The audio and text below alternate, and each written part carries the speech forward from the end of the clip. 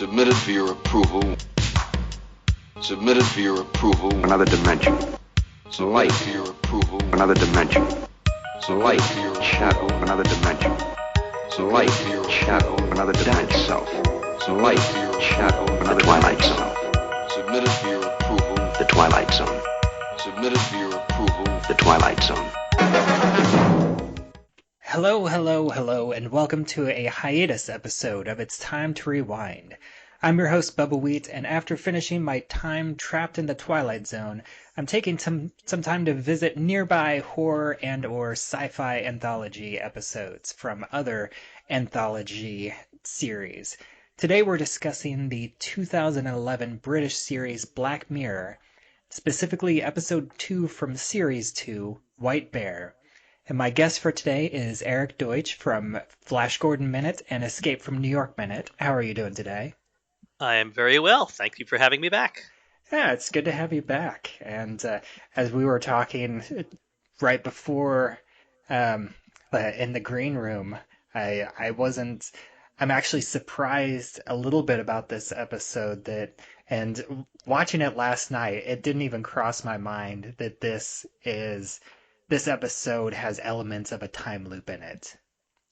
Yeah, I suggested this episode when you said you were looking for other anthology shows to talk about, and Black Mirror is my favorite anthology, and I chose this one because of the sort of time loop aspect of it, not realizing that maybe you might almost want to break from doing time loop shows.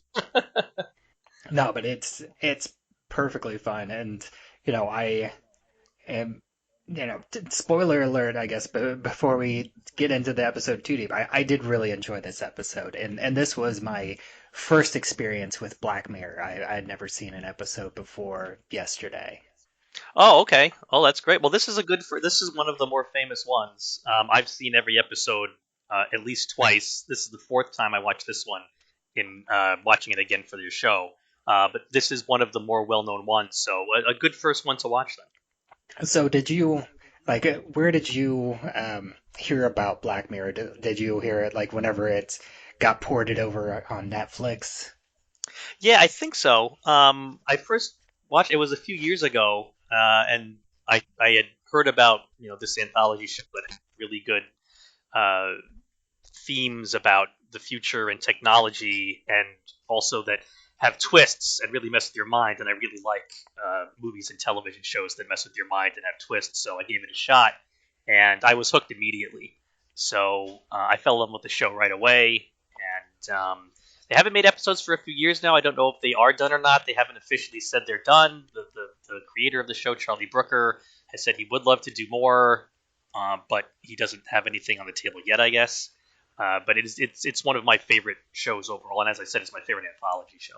Yeah, I was aware of the show, but I never ended up watching any of the episodes, and it's one of those things where it's right up my alley, but a lot of times I get into a headspace where if a show is too good and I don't feel like I have the time to commit to it and give it my full energy, then I put it on the back burner, and then it just stays on the back burner for years in some cases.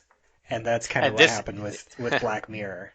Yeah, and this is a show you have to give your energy. You have when you watch an episode of Black Mirror, you definitely have to pay attention. You definitely are going to be left thinking when it's over. So it's definitely something, if you don't have the energy for it, it's best to wait. Yeah, and I did just a little bit of reading, and it sounds like it started out in 2011 on Channel 4 in the on the BBC, and then Series 2 came out in 2013, and then I think after Series 2 ended, Netflix got the rights and then brought it to the US. Yes. And I was aware that I think the last, it's not even considered really an episode, but the interactive fiction Bandersnatch. Yeah, that was a really fascinating thing that Netflix did. It was like the old Choose Your Own Adventure books from back in the 80s. Yeah, where, I heard about that whenever it came out. Yeah, it was really interesting. There were various points when you're watching that you, as the viewer, chose one of two ways that the episode could continue. Yeah, there's been a few. And There's been a yeah, few things that have done that. I think there's like Minecraft Story Mode you can watch on Netflix, which is like that. hmm Um, Batman: Death in the Family, which that one's high on my list because that's one of those films that I have yet to review for my superhero movie blog, and I want to watch that soon, especially because it's on HBO Max, and I have HBO Max right now, so I'm hoping to get to that one sooner rather than later. And then the one that I actually did kind of watch, they did like a Puss in Boots one, yeah, and that one was kind of weird. But yeah, that's I think it's interesting that they're doing more stuff like that. But the episode that we're actually talking about today is the White Bear episode from that's the second episode in the second series. And yeah, you already said that the reason that you picked this episode is because it does have this time loop element, um, and I did not see that coming. To be Oh, okay. honest, like I Yeah. didn't do any reading whatsoever. hmm I was kind of aware of Black Mirror, but I just, found the episode, put it on, watched it, and so I was going into this completely blind. Basically like the main character. Yeah. The thing. One of the reasons this is one of the more popular episodes of Black Mirror is there are two huge twists. There's the first one where you spend the first 35 minutes with the character feeling sympathetic for her, that she's stuck in this world. You feel like, hey, she's been brainwashed, her memory been erased, and there's all these crazy people running around, and then there's a huge twist that it turns out she's actually was involved in a child murder.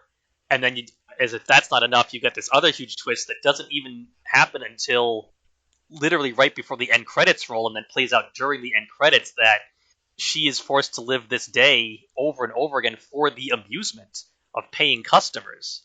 And so she's just being tortured for her role in the death of this child, repeating the same day over and over and over again with no knowledge of that happening to her. Yeah, insane, and the way that they set it up, I mean, it's like one of those. It's almost a cliched introduction. It's almost like a video game introduction. To be honest, it's like the main character wakes up, she has amnesia, she doesn't know her name, she has bandages on her wrists where it looks like she may have tried to commit suicide. There's pills scattered all over the floor, and she's in a house with no knowledge of who she is or what's going on. And then she goes outside, and then in every like apartment building she can see people like pressed up against the windows with their phones like recording, like almost like zombies.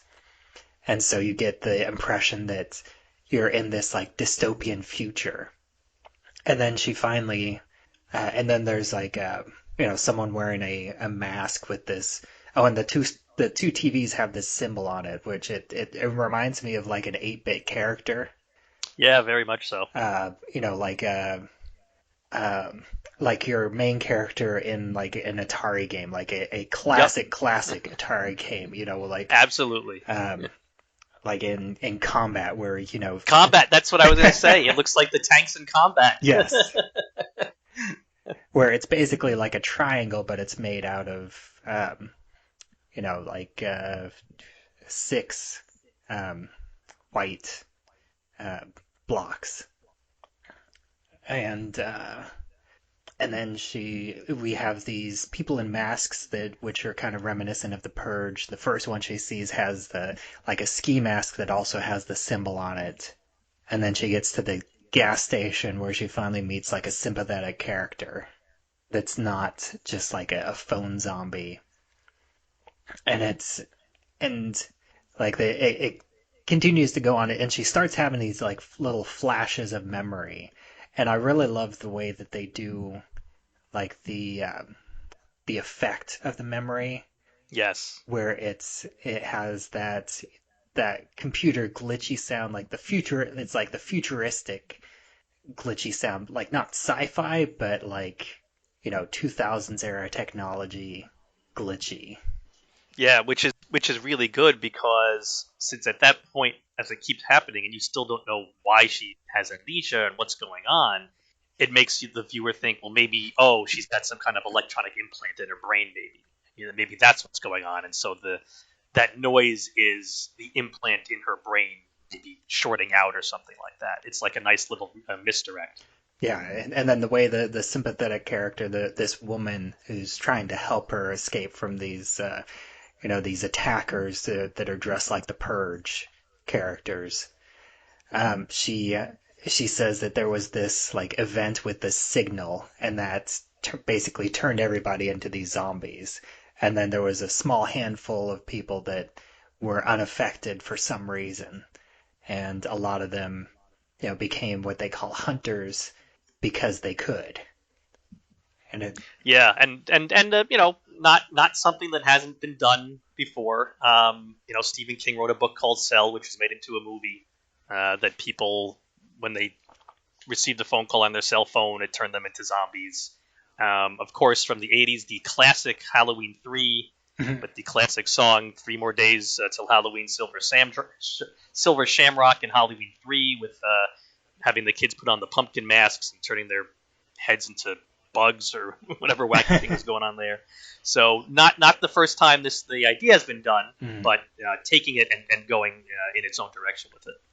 yeah, and it has this great moment of it, just like this commentary on culture, like with people just stuck behind their phones constantly and not really living life, but they're like living life from behind their phone, where they're not really seeing with their eyes, they're seeing through the phone's camera. Right, clearly a commentary on what is going on in the real world. I mean, one of the things that I think one of the reasons that the show Black Mirror is so popular is the episodes all touch on things that either sort of have already begun in society, or that you could see society ending up leading to.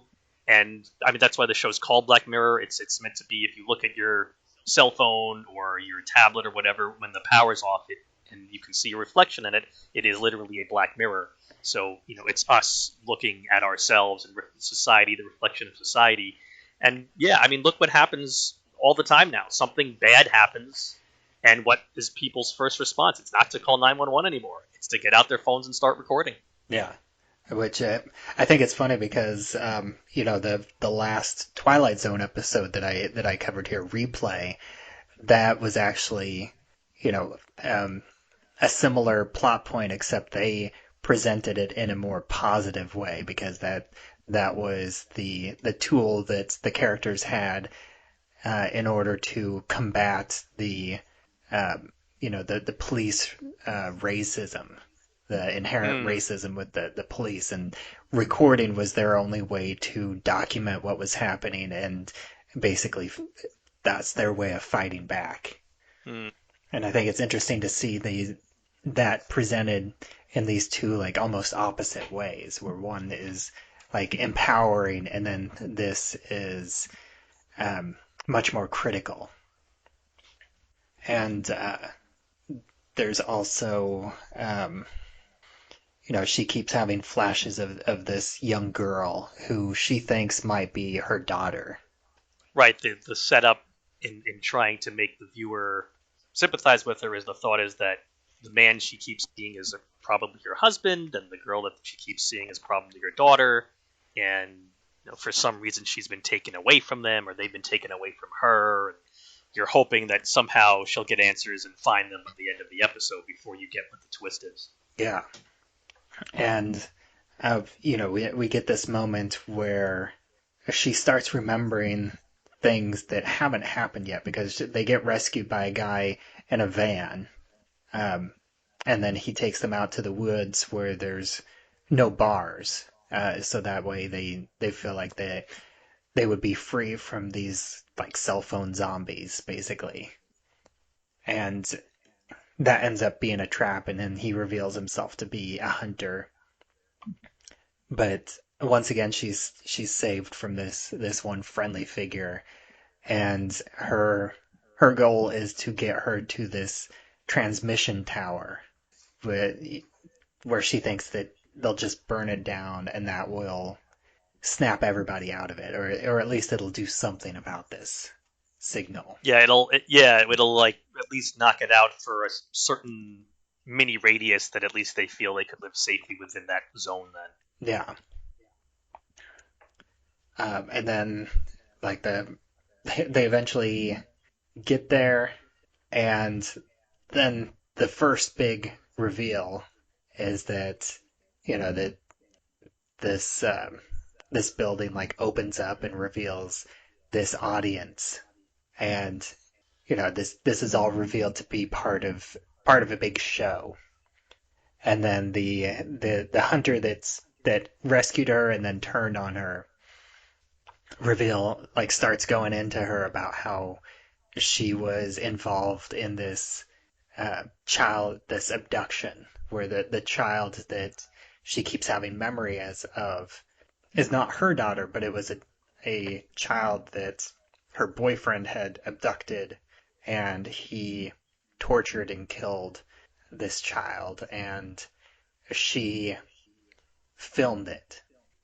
Right, and then the fiancé kills himself in jail, essentially leaving her as the only person who can bear the brunt now of the anger of society, because they show a news clipping that shows that the whole village or town or country or whatever was rallying around the couple who were the actual parents of this girl, trying to find her. It became like national news. It was like like Baby Jessica, or exactly. or like the Lindbergh baby, or Jean-Benet Ramsey. It was like that level of national news.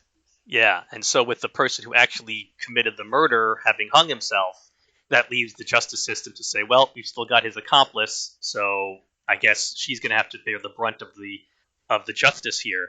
And you wonder, would her sentence have been lighter? Would her sentence have been different if he had not killed himself, because he'd have the actual killer? And it's very interesting. Then they show the judge says you actively reveled in her anguish, which was part of the news clip. And so you now realize that the torture, because this is torture, that she's going through is very specifically set up in response to exactly what she and her boyfriend did. It turns out the forest where she thinks she's going to be killed by the hunter is the actual spot where her boyfriend burned the body of the kid. Mm-hmm. You find out that the reason everything is called White Bear, as far as even the name of the complex is the White Bear Correctional Facility or something like that, is because the girl had a white teddy bear.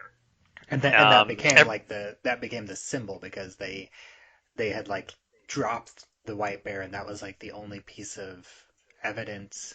Like that was the first piece of evidence that they found before they caught the two of them. And so that was right, like the only thing that they had from this girl for whatever period of time. They don't exactly say, but that the implication is that this was something that went on for a long period of time, like weeks or potentially months before they were caught. And people were using white teddy bears as sort of the symbol of the case, and she filmed and did nothing about it, just like everyone is filming her during the day she runs around and not doing anything about her predicament. Mm-hmm. I even noticed at one point there are two of the viewers who get maybe a little too close to her, and they have these big grins on their face, and they're laughing as she's like running at them like, why don't you help me? Why you're laughing me? And then she chases them away. And the main guy who plays the hunter, and it turns out we find on the post credits he also is the person who put on the mask that chases her with the shotgun. It turns out he's sort of the leader of the acting troupe that plays the different parts like the MC. in this situation. Yeah, the MC. He even is encouraging, every day as they reset and redo this every single day, he encourages people who pay to come in this, so, have fun, really torture her and enjoy yourself, just like she did to this girl, enjoy yourself out here. So it's really interesting they did that, because one of the things that kind of stuck out to me here in this viewing that I don't think I'd really thought about before was all these things are triggering her memory. You mentioned how she's having these flashbacks of something, Yeah. and these images of the girl and the boyfriend and the tattoo, which it turns out that symbol that is on the screen is the tattoo on her boyfriend's back of his neck. You wonder if this is something that can last forever. We know in the post credits that they're checking off each day as it happens, and we see it's October 19th, 20th, something like that. So we know this has been going on for at least the month of October. I think we can safely assume it's been going on longer than that. Yeah. But as she relives the same day over and over again, even as they do the little mechanical sci-fi thingy at the end that they say takes a half an hour to wipe her memory so the next day she will remember it all, do they realize or do they not realize that someday the memories are going to come back for good and it's going to ruin the quote-unquote fun that they're charging everybody to come in, and they'll have to shut this torture of her down? Yeah, they don't seem to really get into that because they do, like, she does say it in a way where it's noticed by the other actors that are helping Yes. her, because she has, which I started to mention, but then I got sidetracked by a tangent.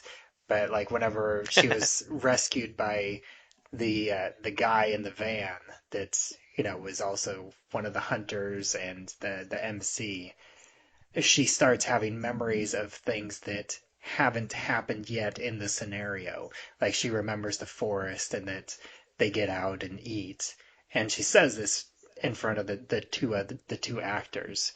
So they do know that she has like vague memories, but I get the impression that they're confident that she's not going to be able to piece them together until it's too late.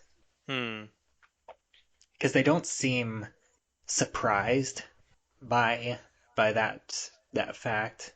They just Yeah, that's true. Yeah, like at one point, she mentioned something about recognizing the phrase "white bear," and the other woman who's helping her throughout the day really does a good job, not even remotely reacting to the fact that she says, "I recognize what that means, white bear." yeah.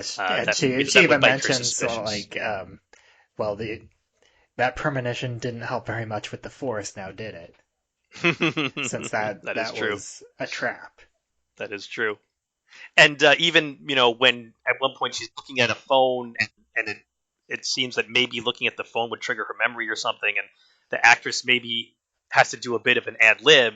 She threatens to stun her. She's got a stun gun, and she's, "Don't touch that phone. Don't look at that phone. I will stun you. I'll knock you out if you do that." And it's almost like maybe they're concerned. Oh, maybe in the past she's looked at that phone and it's ruined the day, and they had to shut down for that day. So she's got to do whatever she can to get her to not look at that phone. And then conveniently, like 10 seconds later, those wacky-looking hunters come chasing after them also, so she can't look at the phone anymore. Yeah, So they have obviously contingency plans, I guess, if she starts to really gain too much memory during any specific day. and she also ties it into the story that they've built around. She says, "Don't look at the phone, or else it will, it'll trigger the signal and it'll turn you into one of the zombies."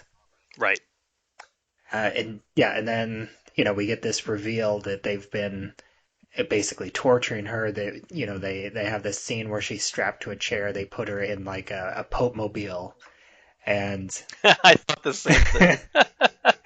and send her, run her through the crowd with the MC character like going full MC and just playing this up, you know, presenting her to the crowds where it becomes like a classic, um, like the classic hanging or the beheadings from the Victorian era where that was like the grand entertainment where so many people would come and watch these people get executed. It's that same sort of vibe with this public humiliation.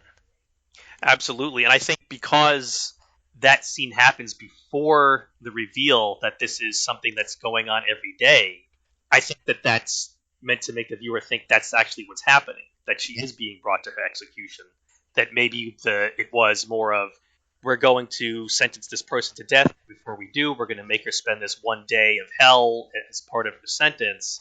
she even asks at one point to be killed when they bring her.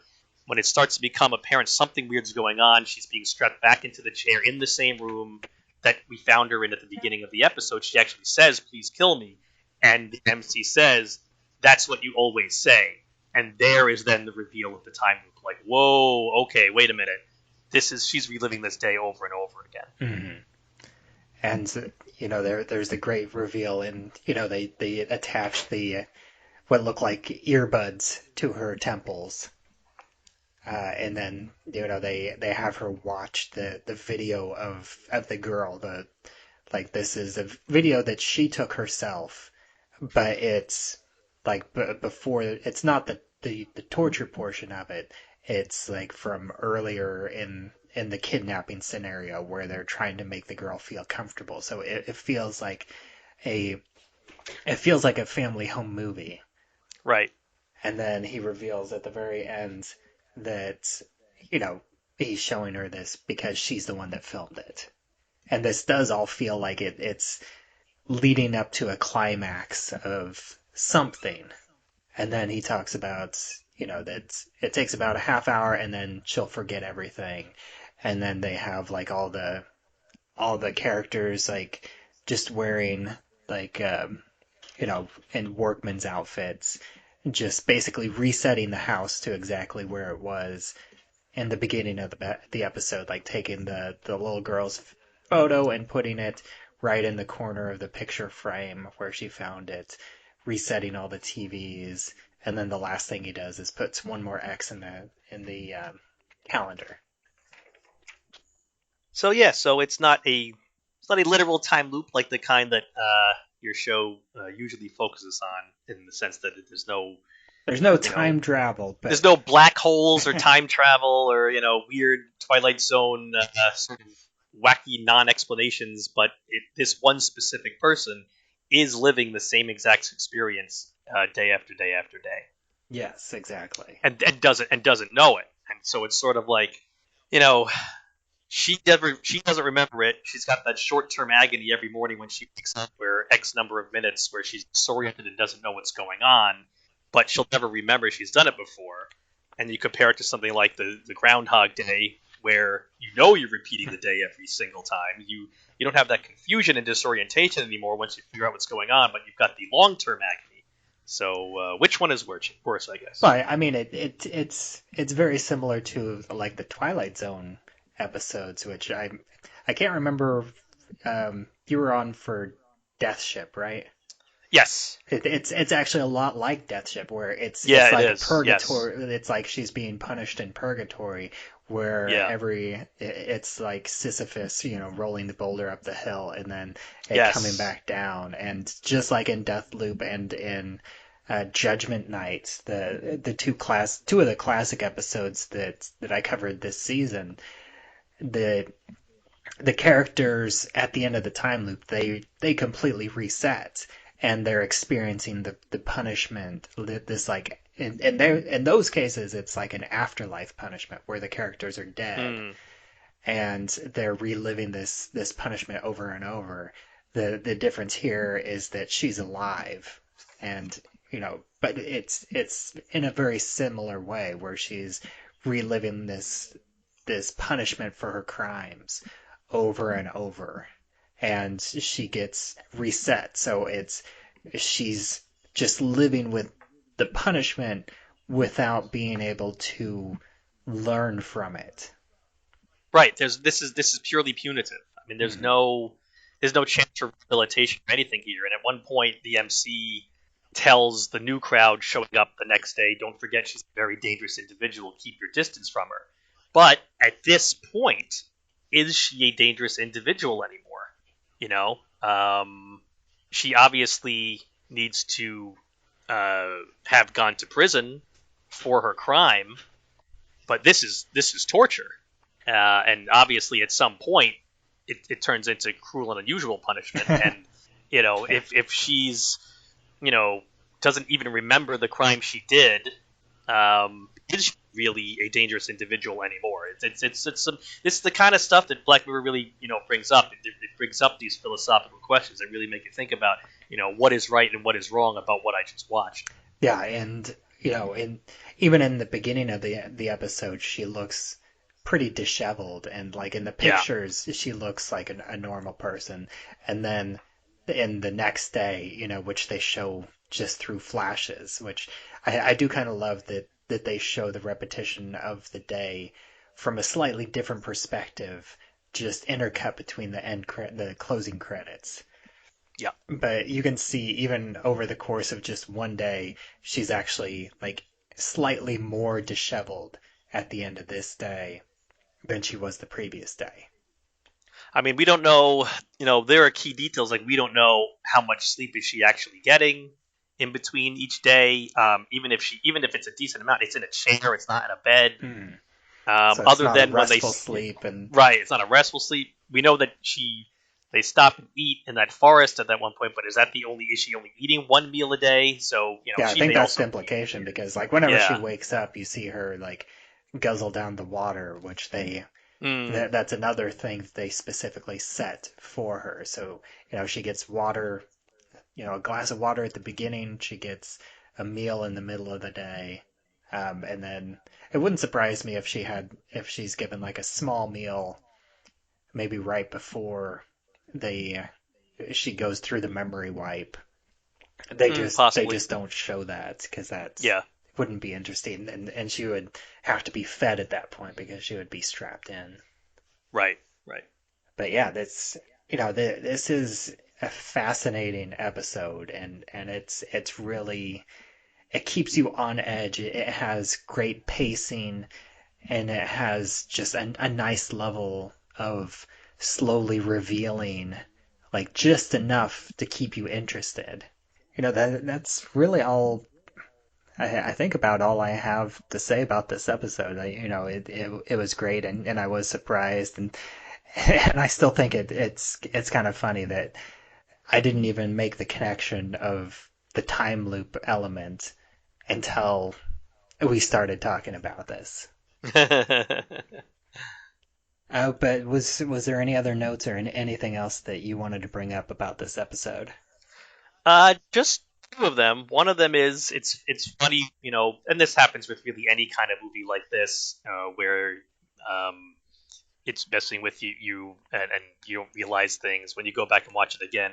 It's funny how much of the stuff is so obviously staged. If you go back and watch the episode again, like she's got her wrists covered, and there's two bottles of pills spill on the floor, and she's sitting in this chair upright though. It's just someone who would try to kill themselves. It would be weird for them to be sitting upright in a chair with their wrists both bandaged and all the pills scattered on the floor. It just looks very fake. When the couple that she goes meets at the gas station, when the man is shot and he comes out of the building, he kind of stumbles and falls down shot. It's just a really obviously fake death fall down.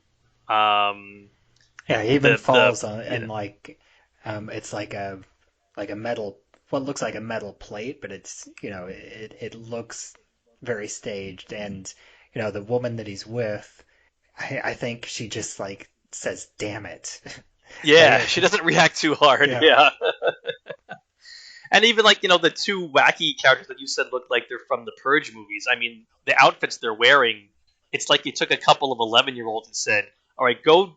How do you think crazy people might dress?" And just grab like these. They probably would wear this goofy helmet and this weird shirt, and all right, now just go run around.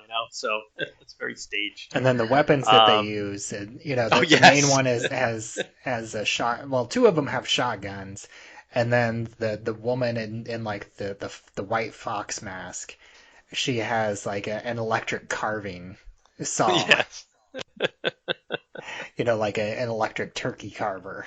yes. And the only other note I wanted to say was this is the only Black Mirror episode that I saw where one of the big twists was ruined for me ahead of time. I had seen something online that talked about how, oh, it's a sympathetic character, but then you find out that she's not.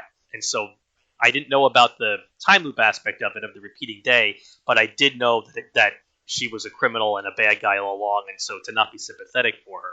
And obviously that colored my first time watching the episode because I didn't get to experience that. Oh, whoa! I felt so bad for this woman, but it turns out she's a horrible person.